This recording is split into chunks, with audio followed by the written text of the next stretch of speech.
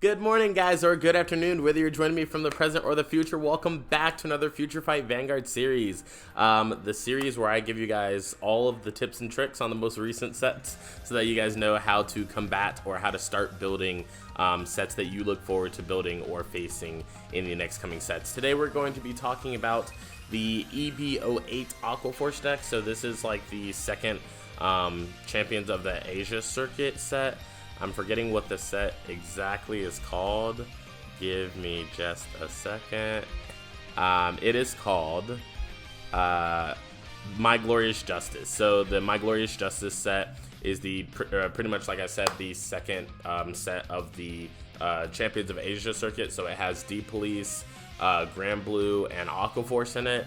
So there's some really good support coming out of all three decks. Obviously some is a little bit stronger than others, but we're gonna get right into all of that stuff and what's good and what's bad and what's just okay. But if you guys haven't already, be sure to subscribe down below and click the bell button so that you don't have to miss a single video from me going forward. Also, be sure to comment down below and let me know your thoughts on the video or your tips or tricks. Maybe you're playtesting this deck. Let everyone know that your opinion so that new players can also have some tips from other people as well in the comments down below. Also, if you're interested in anime or gaming, check out my second channel down below at Let's Plays Animes. And if you guys are interested in supporting the channel a little further, seeing my premium content, my tournaments, and my deck lists and all that kind of stuff, getting tips and tricks and coaching, all that, you guys can check out my Patreon down below, which is in the link, the description, and the comments down below. But with that being said, let's get right into it. So obviously not a premium deck, so we have no G-Zone. But we're going to start out with our main deck here. So I will say a couple new things about the new Aqua Force deck is that the deck has gotten a lot more consistent since the Champions of the Asia Circuit deck. It has a lot of pieces that like lead into other pieces really well now. And also it's just very, very consistent. Like it's like a consistent kill now. You don't just have Maelstrom, which can be okay, or just Naval Gazer, which in some situations would just be just okay.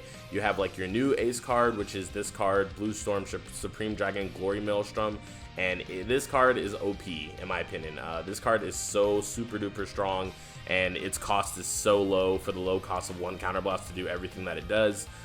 So it is really your ace finisher in this deck, and let's talk about why and like what it does to your opponent. So basically it has an activation skill which activates during your main phase. During your main phase you can counterblast one, and then until the end of the turn your opponent cannot intercept, and they can only call up to one card from his or her hand to Guardian Circle for each battle.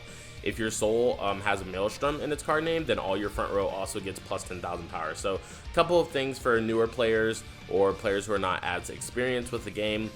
This is an activation skill, like I said, so you do have to activate it during your main phase, but what this also means is that the power gain that you get from it is not continuous, so you want to make sure that you have your front row set up in the way that you want it to be set up, and then use the skill of Glory Maelstrom to have your front row units get plus 10k, because if you activate this skill and then you play your units down to the board, those units won't get 10k because they weren't present on the board in the front row when Glory Maelstrom was activated. So just a new trick there. I know I see a lot of like beginners doing that wrong, but the reason why this card is so super powerful is that, especially if you have the second part of it, so first of all, if you happen to just ride this as your first Vanguard, it's not even bad. It's still really, really good. But if you ride this as your second Vanguard and your first Vanguard with Maelstrom, it's just completely broken. Because not only does your front row get 10k, which makes it harder to guard all of your attacks, but this card says that your opponent can only guard each of your attacks with one card. So if the attack is too big for them to block with one card, like if it's over 27, 28, and they're playing like Force, Protect, or Accel, and you're making like a 28 column, then they can only guard with a heal trigger or a PG. Which is really, really good because obviously they can only have up to 8 of both of them. So basically you can only have up to 4 heals and up to 4 PGs. So that only makes it so that they can only like really block 8 attacks as long as your attacks are all big. So your attacks will mostly be all big, not to mention that Aqua Force has the units that attack multiple times. So when you have units that attack multiple times, they got to use multiple one-card blocks to block everything, and it just gets really, really convoluted and really, really hard to block stuff. Also, it's really good against decks that rely heavily on intercept, Protect 2 decks, Melody with Fina, and a lot of decks like that, because this unit straight up says you can't intercept. So it takes out a whole like part of guarding for you, and then it also guard restricts them in a different way as well, which makes the guard restrict on this card just absolutely insane. Obviously you get Accel when you ride it as well. I prefer personally to go with Accel 1 in this deck, just because you want your units to be bigger, so that your opponent can't really block the Glory Maelstrom hits. But that's just me. You can use Force 2, or sorry, Accel 2 if you'd like. It does get you advantage and gets you cards, but like I said, if I'm in a favorable position and I'm not behind, I prefer to use Accel 1. So moving on to our secondary grade 3, we have the original Blue Storm Dragon Maelstrom from the Champions of the Asia Circuit set. This was the first Maelstrom Vanguard that we got. It's okay. It's basically like now it just like is used to lead into Glory. And it's a better first Vanguard than I would say like going into Glory Maelstrom first and then riding Glory Maelstrom again. I would say it's better to ride this Maelstrom and then this Maelstrom. However, if you have 2 Glories, like go ahead and ride 2 Glories, it's fine. But Blue Dragon Maelstrom's skill is it has 2 abilities. One is an activation ability during the main phase that says once per turn, counterblast 1, all your units in the front row get plus 3,000 power. So obviously you guys can see how it was a little bit less of the version of what Glory Maelstrom is. It gives 3k to the front row instead of 10k. Which is still not bad. When you're fighting stuff like Force and they have a 13k base, you're really thankful for that 3k a lot of the time, because a lot of times that's what allows you to hit their Force Vanguard for numbers that would actually hit them. Then you have the secondary Vanguard ability, which is once per turn when your rearguard's attack hits a Vanguard. If it's the 3rd or 4th battle of the turn, then you can discard 2 cards from your hand and stand this unit. So this is actually a restanding Vanguard. What I find is that usually your opponent doesn't let the 3rd or 4th attack hit, so you usually won't get the restand. But there are certain case scenarios where your opponent just straight up can't block the 3rd or 4th attack because it's too big. Things like Riptide Dragon help with that a lot. And then you also have stuff like Coral Assault, etc. now. So you can make some pretty big columns on your 3rd and 4th attack, making it really hard for them to block it and prevent you from restanding Maelstrom. Moving on to our last grade 3, we run 1 Riptide Dragon. This is the card that I just mentioned is really good in combination with Maelstrom, but it's also really good in Glory just because it gets really big. So Riptide Dragon has 2 rearguard abilities. The first one is a continuous rearguard ability that says this unit can only attack during the 4th battle or more of the turn. So obviously if you cannot make 4 attacks, don't play this card down, or like keep it in your hand or something like that. You really don't want it to be destroyed if you can't make 4 attacks. Most of the time though, because you're playing Accel, you can make 4 attacks, so I would just say play it down anyways and then do what you can to make yourself able to make 4 attacks. Then its rearguard ability, the secondary rearguard ability, is when it attacks anything, but mainly you're just going to be attacking Vanguard with this, but it is important to note that it's when it attacks anything, so that you can get rid of some really pesky rearguards that you don't like if your opponent's just going to survive anyways to the next turn.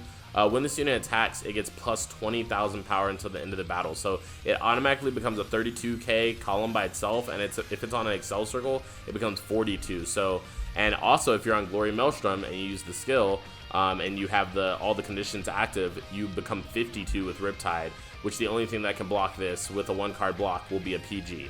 So really good card, forces your opponent into a lot of bad scenarios, and basically is a free damage when you go into Glory Maelstrom, assuming that they don't have a PG.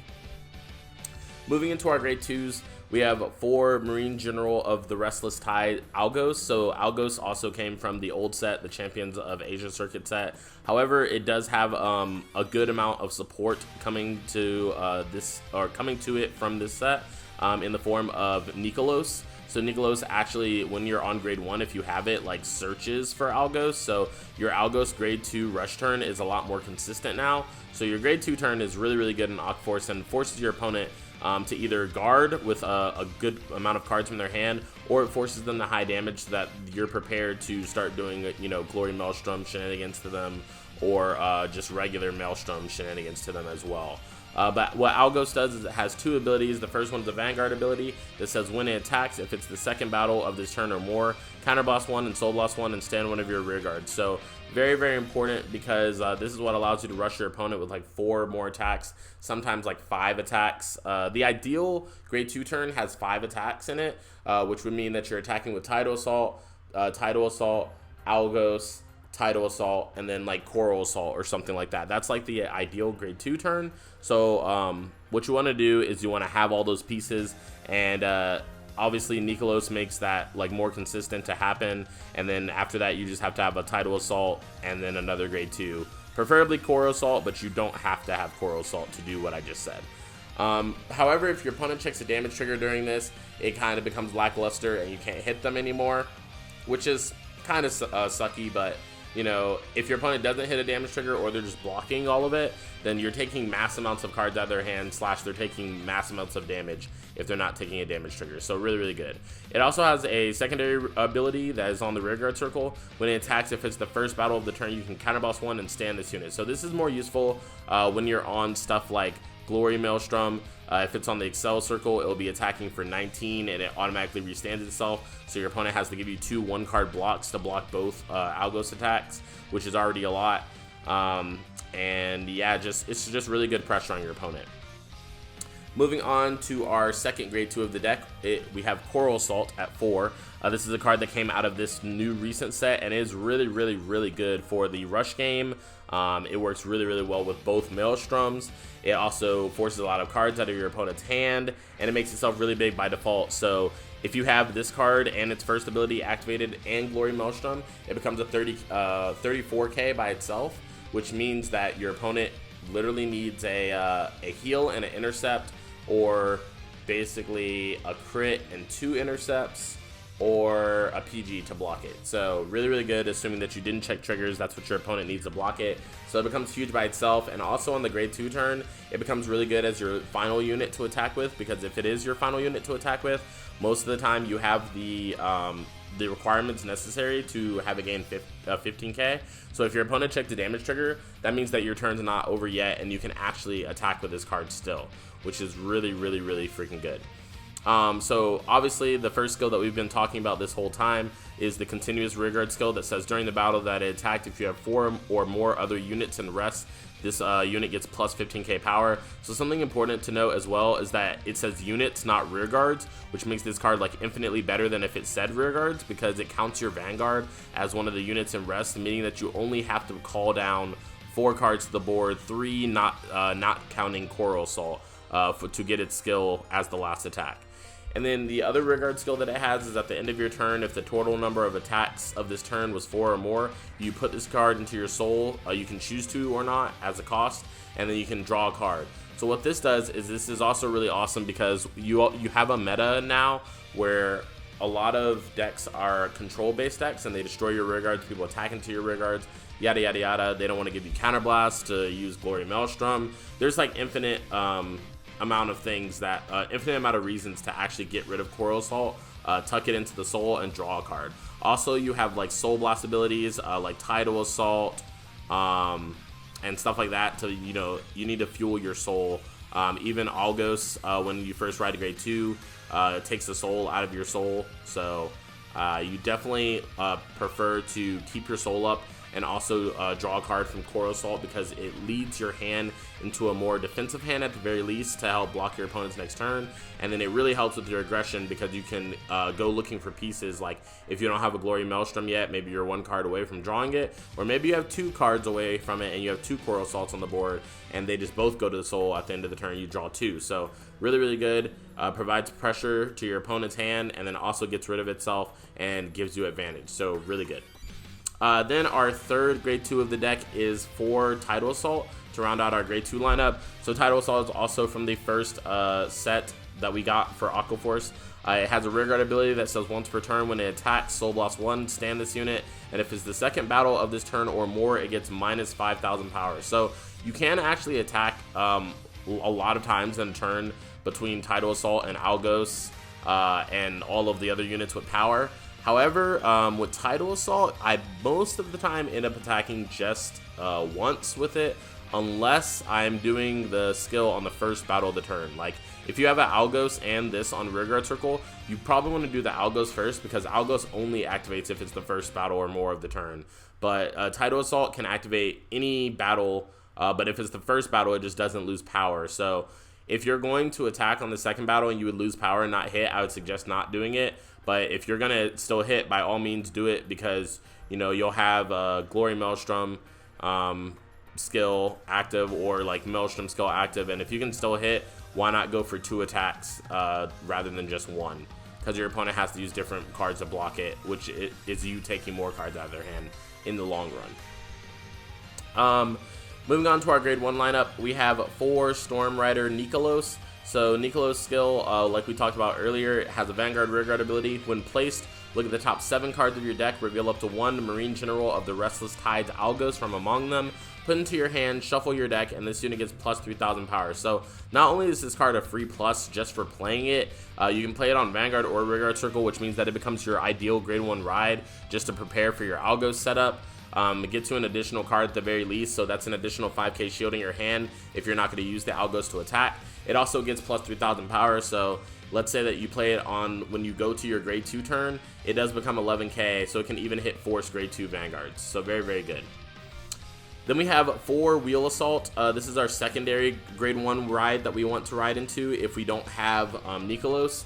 So what Wheel Assault does is on the Rearguard Circle at the end of the battle that it boosted, you can choose 2 of your Rearguards and you may exchange their positions. This is really good because this allows you to just have like fewer Accel circles, but also be making the max use out of it. So with us using Accel 1, like I said, we prefer the 10k power. So if we're attacking, we attack with our Accel circle, then we attack with a column boosted by Wheel Assault, and then we switch 2 units. Switch the one on the Accel circle and switch one like behind your Vanguard or something like that. It allows for so many more attacks than what you would have been able to do. So at good amounts of power as well. So very, very important card to run. Also, it has an auto ability that says when rode upon, counterboss 1, draw a card and call a card from your hand to Rearguard Circle. Now a lot of times when you have the Algos set up, you'll only have 1 damage, so you don't really want to do Wheel Assault. But like if I only have 1 damage and I have the Algos, I prefer to just do the Algos grade 2 play. However, if I don't have the Algos, this does help for plussing, digging a little deeper into your deck and trying to get some aggression going on your opponent. Also, something to be mentioned is that it does make you call a card to your Rearguard Circle. So if you don't want to call a card, then I would suggest not using the skill. However, it is a break even, so even if you call a card, you're not really minusing per se. But you're not really plussing either. Then we have 2 Tier Knight Theo. So Theo is from the original set as well. It just is a really good grade 1 to splash in here at 2. It does have good utility in its skill, which is Vanguard Rearguard Circle when its attack hits or an attack that it boosted hits a Vanguard. If it's the second battle or more of the turn, one of your units gets plus 8k. So if your opponent actually lets this hit, or they let a battle that it was a part of hit, then you get to give plus 8k to another Rearguard, which can actually like put your opponent in really bad spots, because it makes your opponent have to guard a lesser attack with maybe a bigger shield in their hand, just so that they can avoid like a restanding card getting plus 8. Like let's say that you have a Tidal Assault on the Accel circle and you have a Theo boosted by, you know, a Wheel Assault. If this is the second battle and you're just attacking them for 16 and they don't have any intercepts, they actually have to block you with a card from their hand, or you just give that Tidal Assault plus 8k, which would make it so much more threatening at 27 on the Accel circle. So, and 22 if you use the skill after. So really, really good on your opponent. Just adds a little bit of pressure to them, so it's a good splash in this deck. Then we have 2 Light Signals Penguin Soldier as the round out grade 1 lineup in this deck. Also a really good grade 1 to splash in the deck, no pun intended. But it has 2 abilities on the Rearguard Circle. The first one is an act ability that's on your Rearguard Circle. Rest this unit, and then one of your units in the same column as this unit gets plus 5,000 power. So this is really good with cards that restand. So if you have an Algos on your regular Rearguard Circle, you can place a penguin behind it, rest the penguin to give it plus 5k, so that you can hit your opponent's Force Vanguard and stuff. Same thing with Tidal Assault. You just attack with them on the first battle and get the most utility out of it. Also, on the Rearguard Circle, when your other unit attacks, if it's the 4th or more battle of the turn, you can choose to retire this unit and countercharge 1. So this keeps your countercharges alive, makes your opponent not able to deny you counterblast as much, and also keeps your resources consistent with yourself, and so that you don't have to run out of resources before you're ready to kill your opponent. Moving on to our grade zeros, we have one Blow Bubble Draco Kid as our starter. Doesn't really do anything but draw us a card and look cool, but it does look cool, so you do want to use this starter over the other one in my opinion. It just looks so cool. It's a Pokemon using Bubble Beam, like why would you not? Moving on to our triggers, we have 8 crit, 4 draw, and 4 heal. The reason why we're running crits instead of fronts, if you guys choose to ask in this build, is because if your opponent actually can't guard one of the attacks from Glory Maelstrom, or they choose to no guard Glory Maelstrom itself, checking crits is so much more helpful than checking fronts in my opinion, just because if you check a front, they might take a damage, but then they also might hit a damage trigger, and then you're right back where you started. They can block for the same amount of numbers.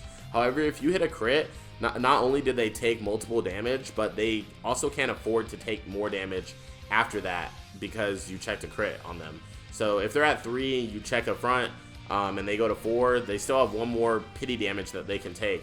But if you check a crit and they're at 3 and then they still have to deal with the rest of your Glory Maelstrom empowered units, it's a lot more harmful to them in my opinion. But you can run fronts if you want. This is just a general deck list for me to explain to you guys how I think the deck should be run best. But then we have 4 PG draws as well. So obviously you don't want to go into any deck without running 4 PG draws in my opinion, especially in standard. There are too many things that are useful to be PG'd out there. Also it's a draw trigger as well, so if you hit it on damage check or drive check, you do draw a card. Then we just have our regular heal, medical officer of the Rainbow Elixirs. So that was the deck list, and we're going to be getting right into the games here. So loading up Aquaforce game 1. Our opponent soul charged their starters, so we didn't know what we were playing against for a sec, but we are playing against Narukami. Our opponent goes first and rides. We ride and we draw a card, and then we use Niccolo's skill.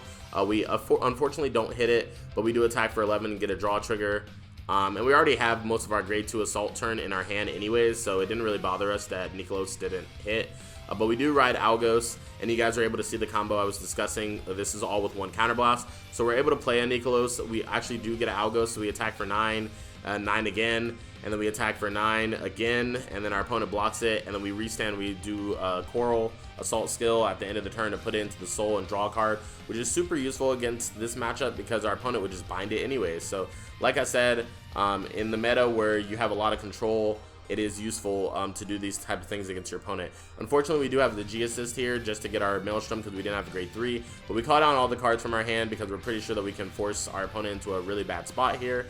So unfortunately we don't check any damage triggers there, but we do attack Vanguard, and we attack his Vanguard again, and he actually can't guard it because we basically attacked with Vanguard. He took it, he didn't hit a damage trigger, so then we attacked him with the Tidal Assault, and we used Wheel Assault skill to switch our 2 Algos position, which made this Algos on the rear guard circle attack for 22, and that's exactly enough for him to not be able to guard. So we killed him as soon as we went to grade 3 in that deck, and we weren't even using Glory Maelstrom. So this just shows like how potent the grade 2 attack makes this, or the grade 2 turn makes this deck.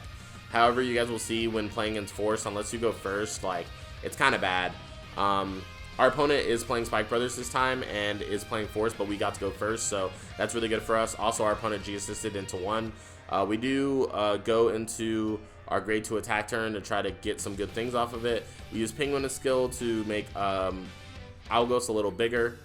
And then our opponent does check a damage trigger. However, we do check a crit. So like I said, it's crits are really good, especially for things like that as well. Because let's say I checked a front, like there's no telling, you know, what kind of damage trigger you would have checked, etc. And we would have been right back where we started. But checking a crit guarantees that the damage goes through anyways.